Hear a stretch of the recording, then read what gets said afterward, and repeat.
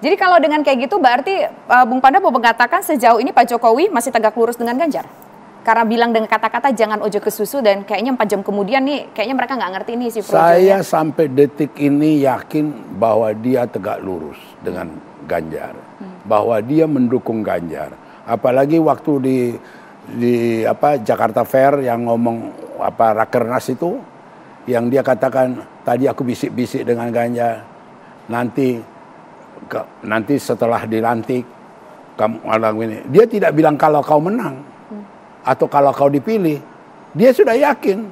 Bahasanya itu coba dilihat, diulang lagi. Setelah dilantik, nanti segera kedaulatan pangan itu, nanti segera ininya, gitu loh. Jadi di situ sebenarnya saya melihat dia betul-betul masih tegak lurus, dia loyal, gitu loh. Tidak ada mencela-mencele. Itu pemahaman kita terhadap Jokowi. Oke. Iya.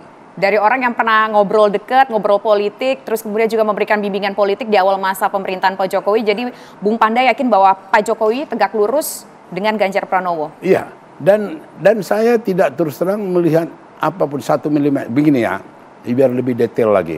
Ini banyak pengamat-pengamat politik yang kemudian memanipulasi, memutarbalikkan, seakan-akan dia udah seminggu tidur di Bogor dengan Jokowi, diskusi seminggu tidur di Teguh Umar dengan Megawati, kemudian cerita ada ketersinggungan, ya kan?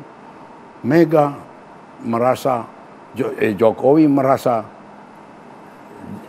dirampas Ganjar, sehingga Jokowi menjadi orang luar.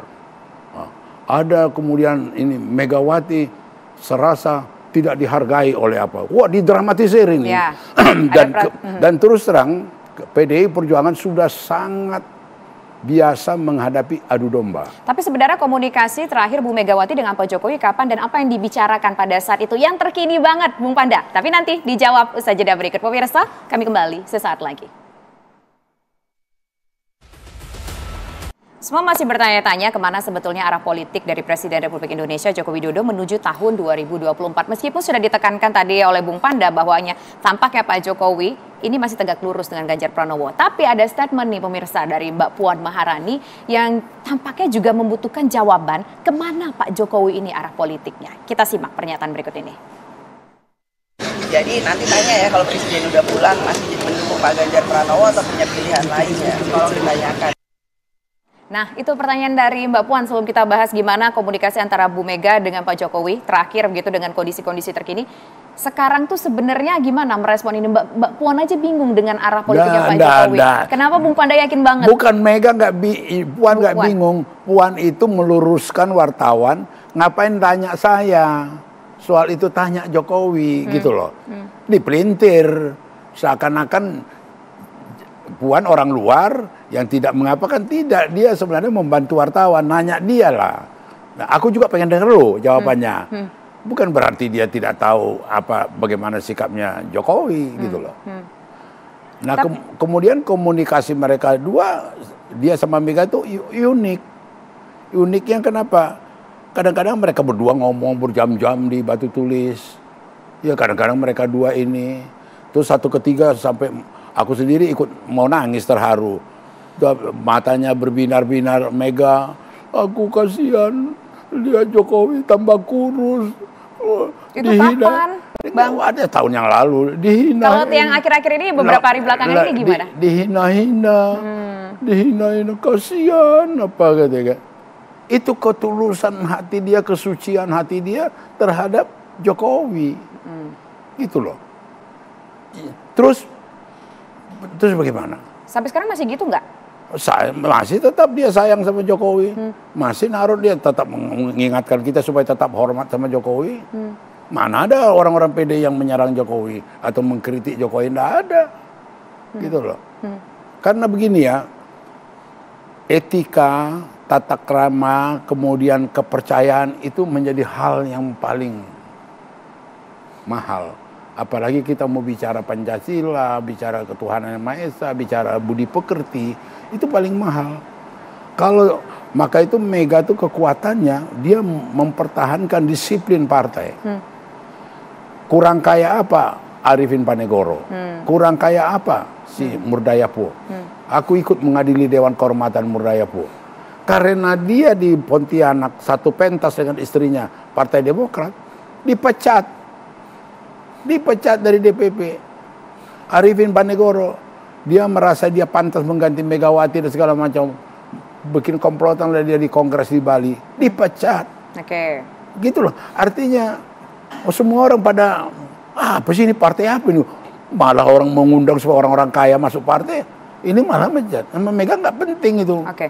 Gitu loh. Tapi gini lah, kalau tadi Bung Panda berkatakan bahwa semua di PDIP itu kompak, solid, gak boleh ada yang jelek-jelekin Joko Widodo. Tapi saya ingat nih, Bung Panda pernah mengatakan Gibran itu masih anak kecil lah, belum saatnya untuk memimpin. Masih anak ingusan, ada statementnya pada saat itu. Kalau memang, kan berarti apa ya, artinya dengan statement itu menunjukkan bahwa Gibran ini belum pantas untuk jadi pemimpin. Gibran ini dalam tanda kutip kayaknya nggak ada apa-apanya gitu. Tapi kan ini kan Gibran ini juga bagian dari Pak Jokowi loh, putranya Pak Jokowi. Dan itu terus terang Gibran ngomong ke saya ya, dia berterima kasih. Aku ingatkan. Oh, ya. Berterima kasih, dia cium tangan lagi. Ya kan? Terima kasih Pak, saya diingatkan. Terima kasih Pak, saya diingatkan ini. Ngomong sama saya begitu. Sambil cium tangan gitu. Kamu gak tersinggung? Aku bilang ingusan. Enggak Pak. Itu omongan dia. Dan kurasa bapak ibunya juga pasti senang. Aku ikut mendidik anaknya. Yang mungkin mereka dua tidak mampu bapak ibunya ngomong, nah aku melalui mulutku barangkali gitu loh. Apa sih didikan Bung Panda ke Gibran selain ngingetin kamu tuh masih anak kecil gitu? Kenapa? Apalagi? Enggak begini ya, ini enggak bisa fast food. Main politik ini tidak bisa cepat saji. Ini butuh proses gitu loh. Nggak bisa bim salah bim, nggak ada. Di dunia manapun tak ada. Tapi Gibran punya keinginan nggak untuk bim salah bim itu, Bung Panda? Kalau bilang ini bukan fast food. Bukan soal keinginan, kita takut dihanyutkan dia. Takut dia diapakan gitu loh. Jadi dalam percaturan politik sekarang ya, waktu Prabowo baliho-balihonya di mana-mana bersama dengan Pak Jokowi, teman-teman aku yang di Gerindra, malah pimpinan Gerindra, kalau kalian mau jaga Pak Prabowo, jangan ada pembusukan, pengeroposan, jangan bikin gambar itu. Loh kenapa Rupanya Bang? Itu menandakan dia nggak punya kepribadian, nggak punya kekuatan, harus tergantung kepada popularitas orang lain, popularitas Jokowi, gitu. Kalau aku tidak suka dengan Gerindra dengan Prabowo, perbanyak itu di mana-mana bikin gambar dengan Jokowi. Waduh, senang kali, banyak bikin di mana-mana. Rakyat akan melihat, nggandol. Kalau justru sebaliknya gimana, Bang? Kalau justru sebaliknya gimana? Ada masyarakat, yang fansnya Pak Jokowi ini, yang merasa puas dengan Pak Jokowi, Prabowo ini bersama dengan Jokowi. Nggak semua orang kan bisa berpikir begitu dalam seperti Abang. Boleh aja, tapi juga akan nanti ketahuan. Pasti akan ketahuan. Kemudian kan orang lihat, apa iya? Jokowi PDI Perjuangan. Ada Ganjar. Ini sebodoh-bodoh apa juga mereka nggak bisa dikelabuin. Tapi gini Bang, kalau kita lihat ya, Pak Jokowi itu kalau kita melihat sekarang itu dari beberapa waktu yang lalu, dari beberapa minggu yang lalu, tampaknya tuh lebih akrab ke Pak Prabowo. Ada beberapa kegiatan-kegiatan yang kelihatannya mereka akrab banget. Memang terlepas lah antara satu menteri dengan satunya presiden begitu Bang. Tapi dibandingkan dengan Ganjar porsinya. Kalau soal akrab itu style dari Jokowi itu musiman. Aku sendiri pernah mengalami sangat akrab dengan dia. Setelah itu kayak nggak ada apa-apa. Sekarang nggak akrab? Nggak begitu apa. Kita ketemu udah lama nggak ketemuan gitu. Tapi kalau sekali akrab, panggil ajudannya Haris. Haris, ini Pak Panda jangan lebih dari 3 hari ya kalau ketemu sama saya. Hotline. Ajudan kasih nomor telepon. Ya hotline. Waduh, anytime gue mau ke Bogor, ke istana, ketemu. Kala itu yang seperti siapa cemburu, si Pramono. Oke. Lagi sidang kabinet tertunda gitu ya. Loh, artinya maksud aku juga nggak kaget lihat dia akrab dengan Prabowo. Itu style dia.